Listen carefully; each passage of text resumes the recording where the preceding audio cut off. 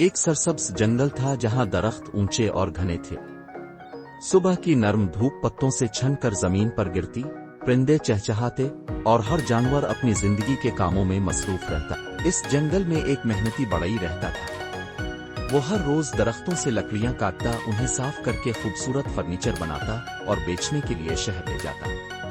وہ ایماندار اور محنتی تھا، لیکن جنگل کے بندر شرارتی تھے اور ہمیشہ اس کی چیزیں چرانے کی کوشش کرتے تھے۔ ایک دن بڑئی درخت کاٹنے میں مصروف تھا۔ گرمی زیادہ تھی تو اس نے اپنا ٹوپی، پانی اور کھانے کا تھوڑا سا سامان ایک پتھر کے قریب رکھ دیا۔ قریب ہی ایک بندر درخت پر بیٹھا یہ سب دیکھ رہا تھا۔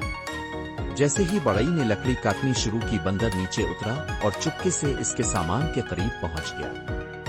اس نے جلدی سے ٹوپی اور روٹی اٹھائی اور درخت پر چڑھ گیا۔ بڑئی نے جب اپنی ٹوپی غائب دیکھی تو وہ سمجھ گیا کہ یہ ضرور کسی بندر کی شرارت ہے۔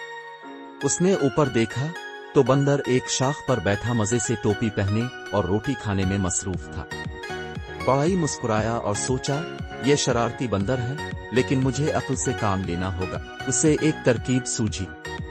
اس نے اپنی پرانی ٹوپی اٹھائی اور جان بوجھ کر غصے سے زمین پر پھینک دی۔ بندر ذہین مگر نقالی کا شوقین تھا۔ جیسے ہی اس نے بڑئی کو ایسا کرتے دیکھا، وہ بھی ہنسا اور اپنی چرائی ہوئی ٹوپی نیچے پھینک دی۔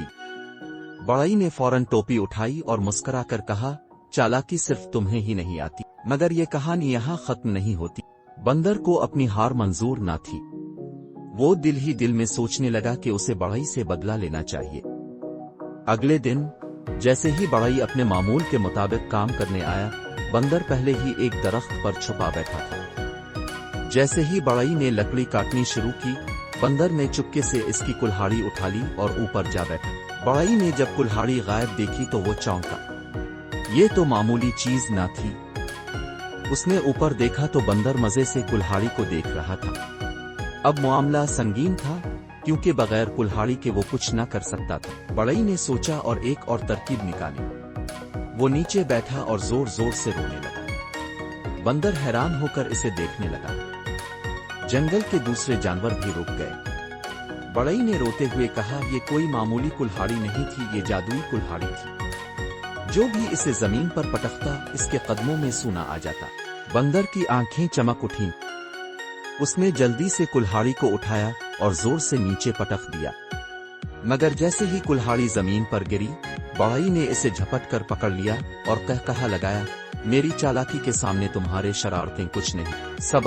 سبق، ہمیشہ عقل اور ہوشیاری سے کام لینا چاہیے۔ نقالی کرنے سے نقصان بھی ہو سکتا ہے، چالاکی سے بڑی شرارت کو بھی شکست دی جا سکتی ہے۔